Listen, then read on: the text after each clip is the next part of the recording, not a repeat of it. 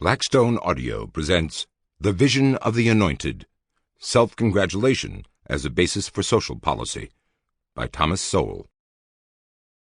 At most, only a tiny set of policies have been studied with even moderate care. George J. Stigler, Nobel Laureate in Economics. In the flaring parks, in the taverns, in the hushed academies, your murmur will applaud the wisdom of 1,000 quacks, for theirs is the kingdom. Kenneth Fearing, Poet.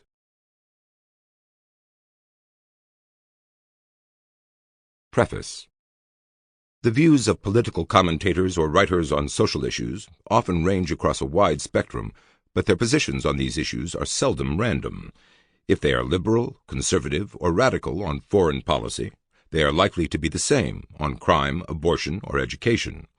There is usually a coherence to their beliefs, based on a particular set of underlying assumptions about the world, a certain vision of reality.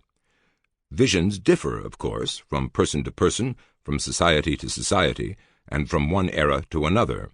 Visions also compete with one another, whether for the allegiance of an individual or of a whole society. But in some eras, one vision so predominates over all others that it can be considered the prevailing vision of that time and place. This is the current situation among the intelligentsia of the United States and much of the Western world, however much their vision may differ from the visions of most other people.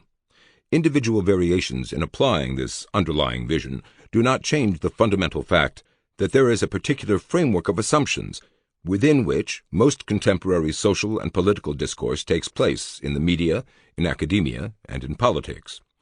The rise of the mass media, mass politics, and massive government means that the beliefs which drive a relatively small group of articulate people have great leverage in determining the course taken by a whole society.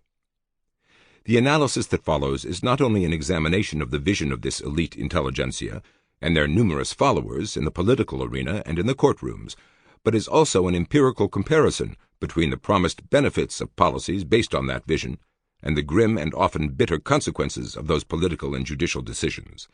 In short, the purpose is not simply to see what kind of world exists inside the minds of a self-anointed elite, but to see how that world affects the world of reality in terms as concrete as crime, family disintegration, and other crucial social phenomena of our times. The immediacy of the issues involved only makes it more imperative to understand the past from which they came and the future toward which they lead. Many of the intellectual and political patterns analyzed here became dominant during the 1960s, and many of the assumptions underlying today's continuations of those trends were either expressed or implied during that decade. Sample complete. Ready to continue?